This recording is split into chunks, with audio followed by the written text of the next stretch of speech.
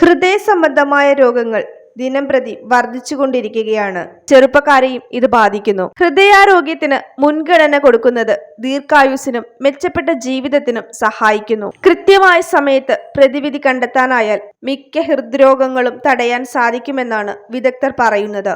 ലോകമെമ്പാടുമുള്ള ദശലക്ഷക്കണക്കിന് ജീവൻ അപഹരിക്കുന്ന ഹൃദയ സംബന്ധമായ അസുഖങ്ങളെക്കുറിച്ച് ജനങ്ങൾക്ക് അവബോധം സൃഷ്ടിക്കുന്നതിനാണ് സെപ്റ്റംബർ 29 ലോക ഹൃദയ ദിനമായി ആചരിക്കുന്നത്.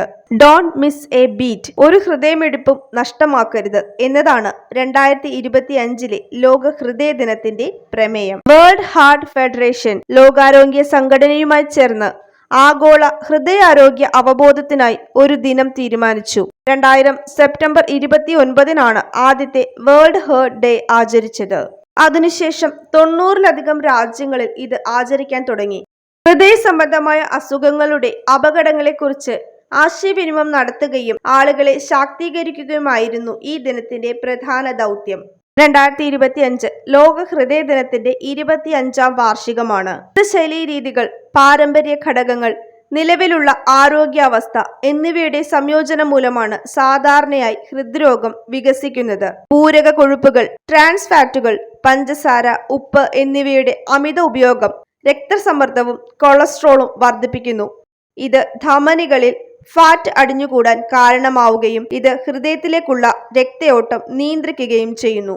പൊണ്ണത്തടിയും പ്രമേഹവും ഹൃദ്രോഗവുമായി വളരെയധികം ബന്ധപ്പെട്ടിരിക്കുന്നു. ഫാസ്റ്റ് ഫുഡ്, സോഫ്റ്റ് ഡ്രിങ്ക്സ് എന്നിവ പതിവായി കഴിക്കുന്നത് പൊണ്ണത്തടിക്കും പ്രമേഹത്തിനും കാരണമാകുന്നു.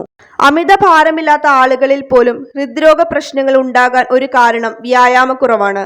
ഡെയിലി എക്സസൈസ് ചെയ്യുന്നത് രക്തസമ്മർദ്ദം നിയന്ത്രിക്കാനും ശരീരഭാരം നിയന്ത്രിക്കാനും കൊളസ്ട്രോൾ അളവ് മെച്ചപ്പെടുത്താനും ഹൃദയപേശികളെ ശക്തിപ്പെടുത്താനും സഹായിക്കുന്നു.